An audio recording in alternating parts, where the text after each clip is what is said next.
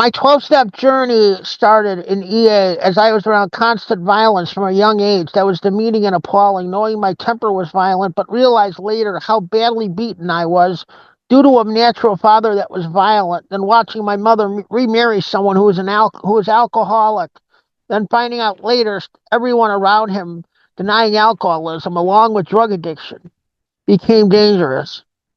Trying to remove myself from dangerous situations was what I was doing prior to coming into EA, not because I loved working. It was due to the denial most people had toward addiction and alcoholism while growing up near Chicago. I grew up in a suburb of Chicago, actually, called Elmhurst, and I started my EA program in a town called Melrose Park, which is closer to Chicago. And the answers came when I started going to a meeting in Lombard, which is still going today after all these years all the years I've been in EA. And I found my sponsor there. He passed away last year, I think. And I'm just so grateful to some of the people that I've been around in EA, because having been around this program many, many years, I'm realizing too that I'm not trying to be a teacher or a student. It's just that I've been here, knowing that I've been here so long. I'll talk about it a little more. I'll talk about it a little more in the in my speech.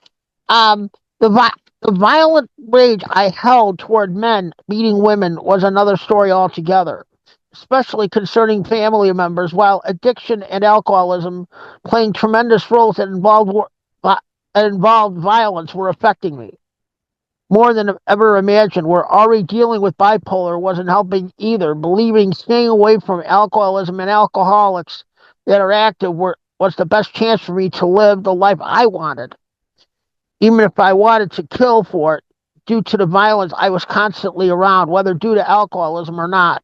As I was in fits of rage, hearing about female relatives, especially my mother, being attacked was the worst of it. Where self where self defense would have been in my book. Um, I was around a tremendous amount of alcoholism and addiction, and I'll talk about that a little bit later, because I'm also working other programs for that, and it makes me realize how lucky I've been to be another program. I mean, start working other programs due to the fact that I was around as much addiction and alcoholism that I was. Becoming involved with an alcoholic wasn't helping either, especially where dysfunction was involved, knowing it probably led to the fight that caused tremendous resentment toward everyone involved, realizing that I wasn't resenting the alcohol as much as the people going overboard with it. Becoming grateful toward people that were responsible around alcohol where I was in real pain when irresponsibly became normal with it. Not a lot of people realize how dangerous, whether you're mentally ill or not a lot of people realize how dangerous alcohol really is, and street drugs.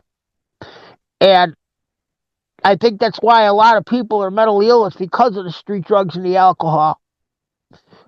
And I thank God I never got involved with it, knowing I had a mother side of the family that never really touched the stuff. And now that I'm near now that I'm near Phoenix and everything, I moved to Phoenix in 2011, and moved to the Phoenix area in 2011. And right now I'm staying with a relative, and I still do meetings over COVID because I feel it's important to realize how important these meetings really are to me. And the fact, too, that I luckily was able to find people that were responsible with alcohol. I was also a I also played 16 in softball a little bit as well. And some of the people, I still talk to some of the people that I played with when I was playing ball in Elmhurst, but I also knew the game very well uh, with the people I talked with. And I felt it was important to stick with the real winners. Sticking with the real winners is the biggest thing I've always done, because even if I had bipolar, I also believe too that the answer for me is to realize how much I've learned in this program. But I'll go ahead and read a little further here. My stepfather got into the program in September of '93. My stepfather got into AA in September of '93, and but things got bad until I got into EA the 27th of August of '97, and I was in a program with a woman who told me about EA at a meeting in a hospital near Chicago. It's actually Elmhurst Hospital. It was at the old location, which has now moved down. Which has now moved down further south, and the hospital. It made me realize that when I first got into the EA, I knew something was gonna change. What, I didn't know right away, but having been around EA as long as I've been, I'm truly grateful for the program, which got me going in my 12-step career. Because like I said, I'm also working other programs, and it's and, and it made me think about it too, because as I was in a hospital near Chicago, okay, and know that growing up around violence and addiction were appalling, especially after the abusive behavior became unnecessary around me. EA was my first recovery group program, as I'm truly grateful toward the steps and the traditions, but know that I can come for myself, but help others however possible. But as it led me to other programs in 12-step, as I got into Al-Anon in November of '98, and then Nar-Anon in 2012, right after I moved to Phoenix, and which I'm going to try not to talk about here, because I feel that it's important to stick with the EA program, because I try not to talk about other programs when I'm in one program, because I feel it's important to understand how much I know, but also understand that I myself need to stick with one program at a time, even if I've been in several different programs. Um, I wanted to speak about my EA record a little bit too, and I still serve. I don't serve as much as I used to, but what I do is I make sure I get the announcements around, depending on which groups I'm in, and having been having been around EA as long as I've been, because I'll be celebrating 29 years in this program the end of August, and it is just phenomenal that I myself have learned so much to keep going in it. As like I said, like I've served in many different positions in EA while working with different people within EA itself, especially when the EA conventions were around, as I knew that the steps for me were walk through working step 4 while doing 2 different programs, and a little over a year apart, as I'm grateful for EA for starting this process, and nearing 29 years in EA keeps the process going. Um, I've always believed that EA has been really important to me in a lot of ways, and when I first got going into EA, when I started EA in Chicago, we had almost 30 meetings in an intergroup, and not a lot of people know this. There were almost 30 meetings in that area alone that had EA in it.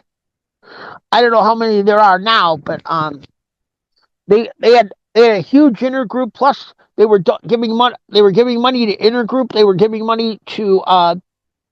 They were also giving money to EA International as well. So, and then we were holding intergroup meetings every 3 months. which I felt was really important at the time. And I was always serving because of the fact that it was critical to keep everybody informed and stay on top of everything as closely as I can. Because with me, EA will always be the gem that started everything for me. Um, I'm gonna grab my EA book real quick since I still got a few minutes. Uh, I'm gonna I'm gonna read something real quick. Um, I know we are all powerless over our emotions and everything, but I wanted to read something real quick out of the book. I'm gonna go. I'm gonna take the last reading of the year, actually, December 31st. No matter what you do, I will still accept you. As a powerful message and a wonderful gift to hear from another. One might think this kind of acceptance would cause a person to act irresponsibly. Instead, this acceptance frees a person to experience what needs to be learned.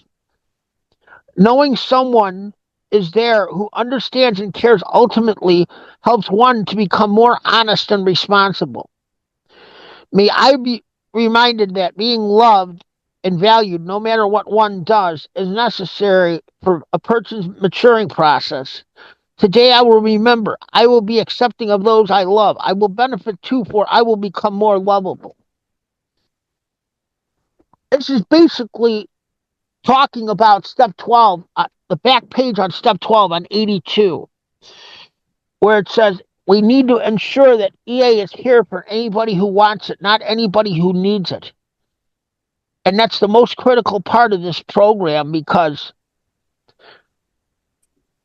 coming in all those years ago made me realize that even though I'm here for myself, I'm also here to help others.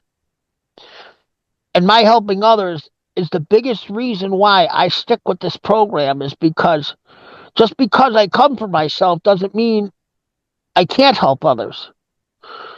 It's like the old saying, to keep the program, you have to give it away. And I am truly grateful. I will always be truly grateful to EA, because I know this program is extremely, extremely important. And its steps and traditions. And I also have the administrative concepts as well, which I think are really important in serving in EA. Which I just picked up off the EA thing a couple of months ago, which I'll probably talk about it one of these times. But I do believe too that there are many, many gifts in this program that I think are still missing in it. And I was talking before the meeting with somebody about the co-founder of EA, and I am truly grateful that we are talking about her story tomorrow. And it is just so good to be with everybody and talk about myself, the way I feel about this program right now. And I think the state of EA is in really good hands at the moment. Even if I'm a veteran myself and still want to be of service wherever possible. So with that, peace be with us all. With that, I pass.